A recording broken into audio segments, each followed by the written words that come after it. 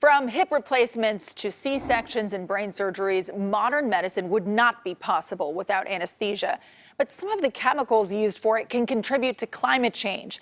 Here's a look at the industries that emit the most greenhouse gases in the country. No real surprise at the top, transportation and power. They are neck and neck, 27, 25% respectively, followed by agriculture at 11%. But the healthcare industry is not far behind at 8.5%. Now that comes from chemicals like inhaled anesthesia. Now, a major Bay Area medical center is pioneering a new path away from some of them, going as far as cutting off the very pipes that supply them. In her backyard, Rachel Hamid relaxes with her cat Leo. It's hard to imagine how years ago, Rachel was struck by a car and seriously injured. First surgery here. Rachel needed multiple surgeries to repair a severely damaged leg.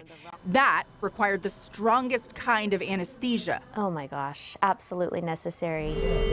General anesthesia knocks you out. You're not aware of the surgery and you don't feel pain.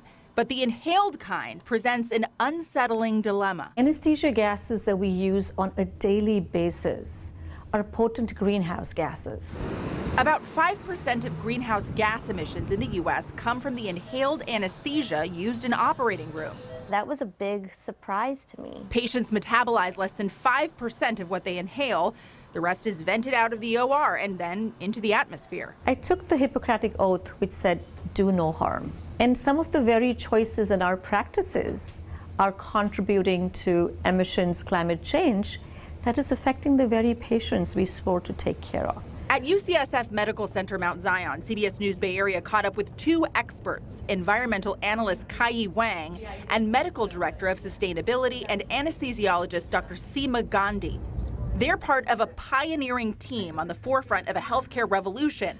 The goal, to reduce the use of potent greenhouse gases in the OR, but with no impact to the patient. Anesthesia has changed. There are newer drugs. There are newer technologies, newer way of delivering the same quality of care. They took us on an exclusive tour of a highly restricted area, the massive surgical unit at the medical center. So we've made this a priority. Inside each OR, different colored medical hoses hang from the ceiling. They're connected to pipe systems embedded in the walls. Each hose delivers a different gas or service to the patient. What's no longer there? A blue hose that supplied nitrous oxide. As to why? Nitrous oxide stays in the atmosphere for about 114 years. It affects the ozone layer. It's also 274 times more potent as a greenhouse gas than carbon dioxide. Because it's pressurized, most nitrous oxide never reaches the OR.